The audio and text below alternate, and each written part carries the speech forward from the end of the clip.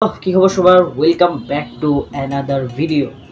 বলতে বলতে অভ্যাস হয়ে গিয়েছে এবং আমি প্রায় 4 বছর ধরে ইউটিউব করতেছি এবং এটা হতে যাচ্ছে আমার last video on YouTube. Actually April full video না, আমি আপনাদেরকে বুঝিয়ে বলছি কেন এটা last video.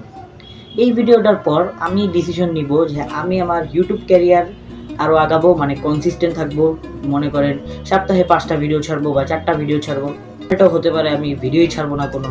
Actually it's all my choice. এখন এই চয়েসটা আমার আসলো কেন? অ্যাকচুয়ালি আমি ভাবতেছিলাম যে ইউটিউব থেকে আমি 4 বছর ধরে আছি। অ্যাকচুয়ালি 4 বছর ধরে আমি ইউটিউব করি 2020 থেকে, মানে 5-এর কাছাকাছি।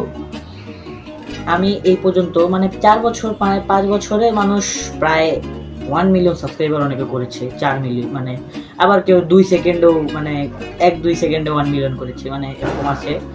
বাট আমি এখনো 1K সাবস্ক্রাইবার পর্যন্তই পৌঁছাতে পারিনি, কারণ এটাতে আমার কিছু দোষ আছে। কারণ আমি যখন আমি এই চ্যানেলটা স্টার্ট করি তখন আমি ছাড়তাম হচ্ছে গেমিং ভিডিও, মোবাইল গেমিং। আমার আম্মুর আইফোন ছিল, ওটাতে আমি গেম খেলতাম।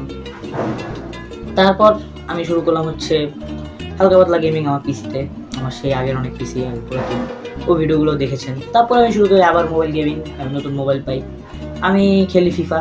আমার ফুটবল তখন অনেক পছন্দ। যখন আমি বড় ক্লাসে উঠতে থাকি তখন আমার প্রেশারও চাপে, পড়াশোনার প্রেশার। তো আস্তে আস্তে এরকম হয়। তারপর আমার ইউটিউবের একবারে গেছিলো, ইউটিউবের অবস্থা খারাপ ছিল। তারপর আমি ভিডিও ছাড়া একবারে বন্ধ করে দিই। 2024-এ নো ইউটিউব, কোনো ভিডিও নাই। তারপর আমি 2025 সালে আবার স্টার্ট করি।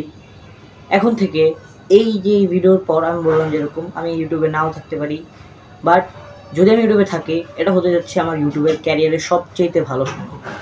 সিরিয়াসলি, যদি আমি কনসিস্টেন্ট থাকি এবং আমার লক্ষ্যর দিকে, যে আমার গোলের দিকে আমি আগাতে থাকি। তো হ্যাঁ, আজকের ভিডিওটা অনেক ছোটো, এটা কোনো নর্মাল কোনো ভিডিও ছিল না। যারা আমার একবারে ট্রু ফ্যান্স তারাই আপনারা বুঝতে পেরেছেন।